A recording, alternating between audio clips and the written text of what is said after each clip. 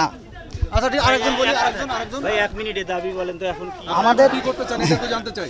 আমাদের দাবি আমরা এখন বর্তমানে এক দফাতে পৌঁছাইছি, সেটা হচ্ছে সকল প্রকার অযৌক্তিক এবং সকল প্রকার অযৌক্তিক কোটাগুলো, বৈষম্যমূলক কোটাগুলোকে দূর করে প্রথম থেকে চতুর্থ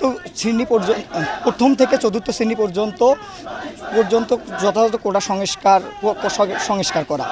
আর এখানে আমাদের হচ্ছে বিচার বিভাগের সাথে আমাদের কোনো সম্পর্ক নয়, আমাদের সম্পর্ক হচ্ছে নির্বাহী বিভাগের কাছে। কারণ আপনারা জানেন সংবিধানের 29 নম্বর অনুচ্ছেদে বলা হয়েছে সরকারি চাকরির ক্ষেত্রে সকল নাগরিক সমান সুবিধা ভোগ করবে। কিন্তু এখানে আরও আছে যারা অনগ্রসর জনগোষ্ঠী আছে, তাদের জন্য একটা নির্দিষ্ট কোটা ব্যবস্থা থাকবে। এটা কোটা ব্যবস্থা কিছু সংখ্যক অনগ্রসর জনগোষ্ঠীর জন্য এটা সাংবিধানিক অধিকার, কিন্তু 18-এর পরিবর্তে যেটা করা হয়েছিল এখানে আজকের এই ঘটনায় আপনাদের আজকে কি আর কি চাওয়া করবেন? হচ্ছে? আজকে আর কি করবেন? তাহলে এখন আপনারা কি করবেন? এখানে আমরা সাধারণ শিক্ষার্থীরা আমরা এখানে শঙ্কিত আছি। তো আমরা চাচ্ছি সাধারণ শিক্ষার্থীরা চাচ্ছি যাতে আমাদের এই